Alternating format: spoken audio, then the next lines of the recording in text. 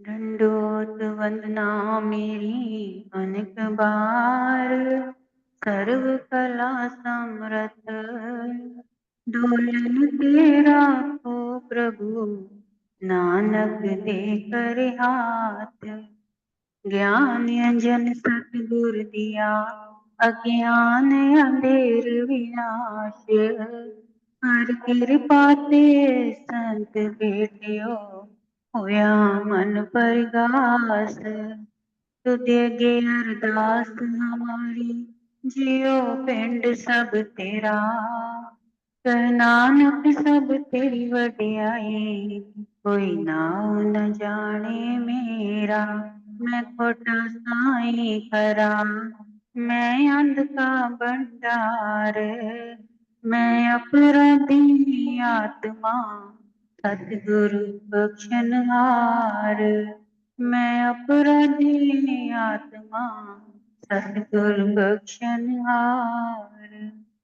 सौभाग्यशाली गुरुमुक्त जन मंडली अपनी समस्त चित्तवृत्तियों का एकाग्र करते हुए अपना ध्यान अपने मन मंदिर में श्री परमहंसों की ओर लगाते हुए श्रद्धा प्रेम सहित मीठे स्वर में बोलिए जयकारा बोल मेरे श्री गुरु महाराज की जय। दिया दिया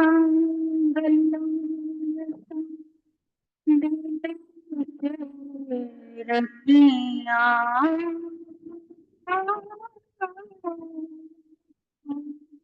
नाद सा पूछिया, नायसा दसिया, नायसा दसिया। दिल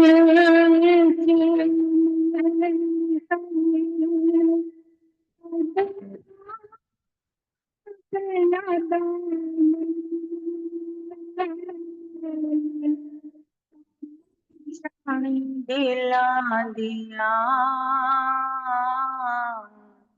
की फरियादा ने, की फरियादा ने।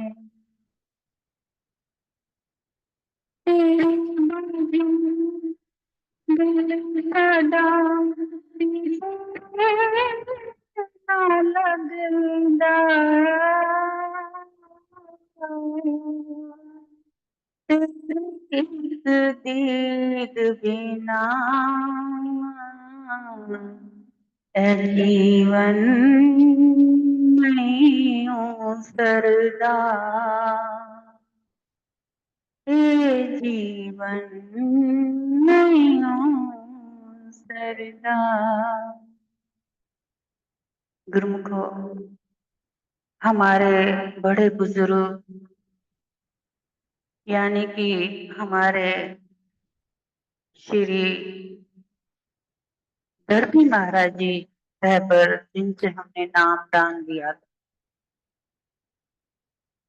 अब क्या है कि आज उनकी याद में इतना अंदर से कई बार मन भर आता है कि कुछ कोई ऐसी बातें होती हैं ज्ञान भरी, जो सामने होते तो हम उनसे ज्ञान लेते, लेकिन उनकी याद जो हमने सत्संग उनके समय के जो सुने, ज्ञान उनसे जो कुछ थोड़ा बहुत प्राप्त हुआ, आज उसी ज्ञान में से एक उनके सत्संग की एक बहुत अच्छी आज दासी को याद आई कि उन्होंने जो एक बारी फरमाया था कि जो बचपन में जीव परमार्थ पर चल पड़ता है, उसके पूर्वले कर्म संस्कार जो नेक होते हैं, भक्ति करी होती है उसके पिछले जन्मों की कमाई की, वो उसके साथ चल पड़ती है, वो जागृत हो जाती है। तो जो अगर जीव बचपन से परमार्थ पर ना चलकर संसार की ध्यान में रहता हुआ जीवन को व्यतीत करता है और संसार के ध्यान में हर पल रहता है, तो उसके साथ दुख, दुष्ट इस प्रकार के कर्म जागृत हो जाते हैं जो पिछले जन्म के होते हैं, जो किसी के साथ कैसा जैसा व्यवहार किया होता है कर्मों का, चंगे मंदे माड़े जो भी कर्म होते हैं वो जाग पड़ते हैं। फिर वो दुख और कलेशों में पूरा अपना जीवन व्यतीत करता है। इसीलिए महापुरुष फरमाया करते थे कि अगर हमारे जीवन की शुरुआत भक्ति पथ से होती है, जैसे कि अगर बालक जब छोटा सा होता है उस समय वो परमार्थ की याद में होता है, क्योंकि जब माँ के गर्भ में होता है उस वक्त वो किसी रिश्ते नातों के साथ नहीं जुड़ा हुआ होता, वो केवल एक ही रिश्ता उसके लिए होता है, वो कौन सा? परमार्थ। परमात्मा की ज्योत के साथ वो जुड़ा हुआ होता है। उस समय उसका कनेक्शन इतना प्रबल होता है कि हर बात को बड़ी गहराई से सुनता समझता है। बाहर की दुनिया में क्या हो रहा है, माँ कैसे क्या कर रही है, कैसे विचार रख रही है, वो सारा कुछ उसके दिमाग में रिजर्व होता जाता है। फिर जब वो पैदा होता है उसी प्रकार से वो जो रिजर्व लोग उसके संस्कार होते हैं माँ द्वारा, वो ही फिर उसके साथ आगे उसी हिसाब से वो व्यवहार करता है, वैसा ही बोलता चालता है, वैसा ही उसकी आदतें होती हैं। तो अगर माँ भक्ति से जुड़ी हुई होती है तो उसका जो व्यवहार होता है फिर परमात्मा से जुड़ा रहता है और परमात्मा के हिसाब से ही वो चलता और अपने जीवन को व्यतीत करता है। अब कहने को कई गुरुमुख सोचते हैं कि सुबह हम, यानी कि ये कार्तिक का महीना ही क्यों माना गया है शुभ? गुरुमुखों, कार्तिक का महीना आपको बताया भी था कि कितना शुभ अति शुभ होता है। वैसे तो जब जागे तभी सवेरा, चाहे आप दिन रात सिमरन करें, कभी भी करें, किसी भी महीने में करें, वो अपना लाभ है उसका। लेकिन कार्तिक के महीने का लाभ जो है वो बहुत उत्तम लाभ माना जाता है। जिस प्रकार सुबह सिमरन में जीव जब सुबह उठता है तो उठते सार ही उसको जीवन में सबसे बड़ा लाभ क्या होता है कि दूसरे तीसरे किसी की भी शक्ल देखने की बजाय वो सिमरन ध्यान में अपने सतगुरु के दर्शन करता है, तो उसके दिन की शुरुआत श्री दर्शन से होती है। फिर जिस प्रकार से अपने घर में सुबह सुबह झाड़ू लगाई जाती है, सिमरन द्वारा अपने मन में झाड़ू लगती है और मन की सफाई होती है।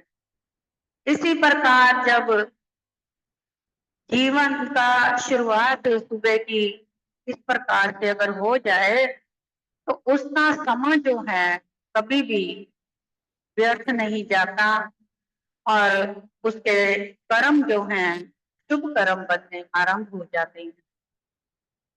क्योंकि जैसा आप जिसके साथ रिश्ता जोड़ेंगे, अगर मानो किसी उच्च संस्कारी जीव के साथ आपका रिश्ता है तो आपके भी कर्म उच्च संस्कारी बनेंगे और आपका भी जीवन उसके साथ लग करके पार हो सकता है। अगर आप किसी दुष्ट संसारी जीव के साथ रिश्ता रखते हैं, दुष्प्रभाव वालों के साथ, तो वैसे ही आपके कर्म बनेंगे, फिर वैसा ही आपको भी भोगना पड़ेगा। इसीलिए कहते हैं उच्चा ना लाइए यारियां, जिन्ना साडे अगले पिछले जन्म दियां कीतियां तैयारियां।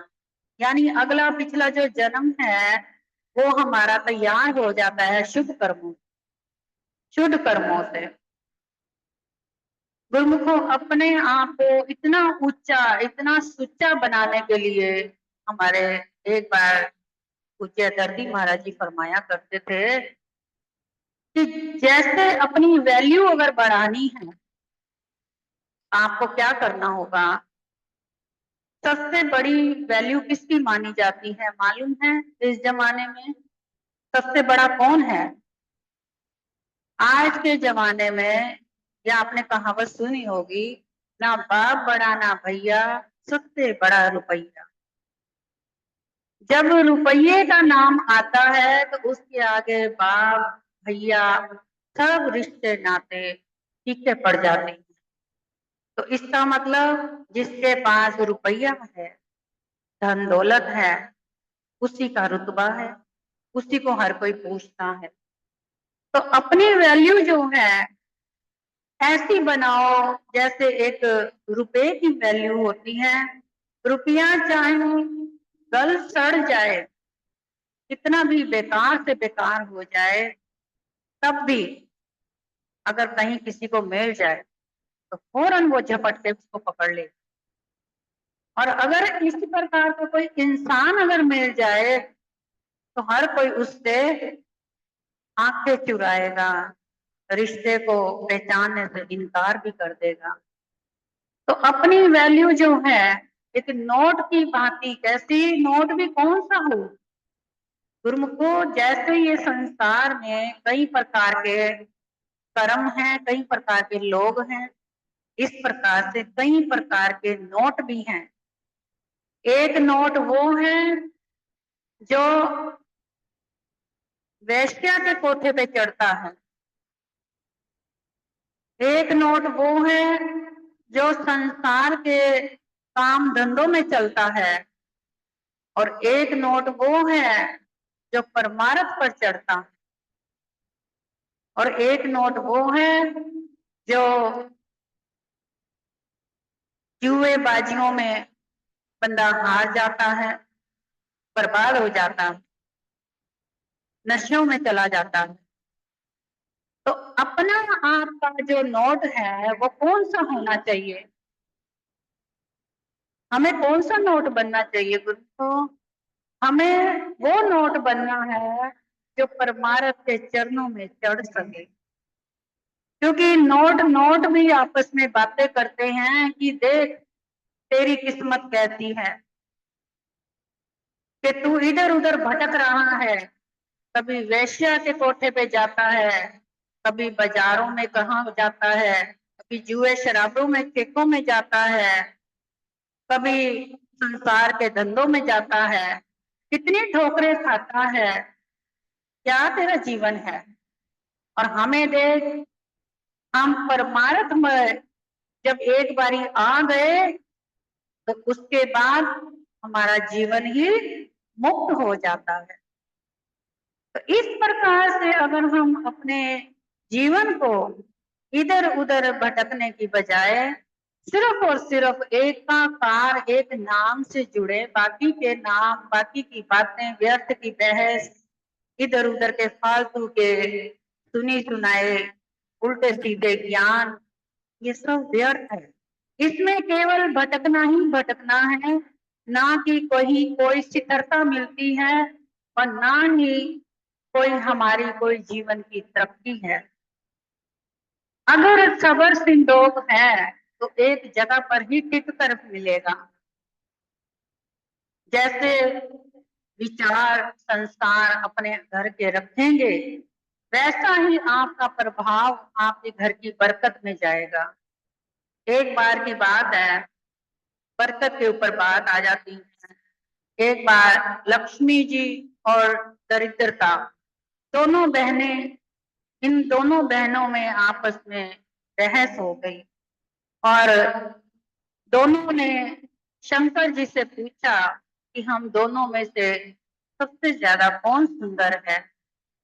शंकर जी ने सोचा इन स्त्रियों के चक्कर में पड़ के हमने अपना आप नहीं गंवाना, इनकी बहस तो चलती रहेगी, इससे अच्छा इनसे छुटकारा कैसे पाया जाए। उन्होंने कहा कि जाओ धरती पर जाओ, तो धरती पे जो कोई पुरुष मिले उससे जाकर के पूछो। अब वो दोनों बहनें जब धरती पर आई तो धरती पर उन्होंने एक लोहार मिला उनको, तो लोहार से पूछा ना, सॉरी,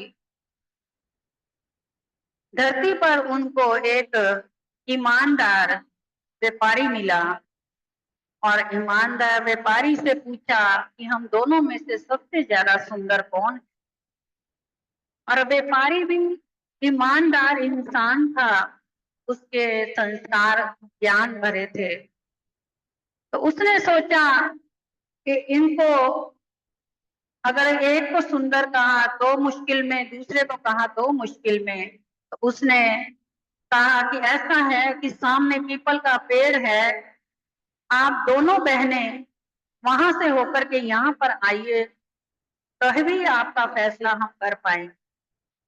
तो दोनों ने वहां से चल करके आई, तो फिर बताया व्यापारी, कहता है, दरिद्रता को कहता है कि बहन तुम जाती हुई बहुत अच्छी लगती हो, बहुत सुंदर लगती हो।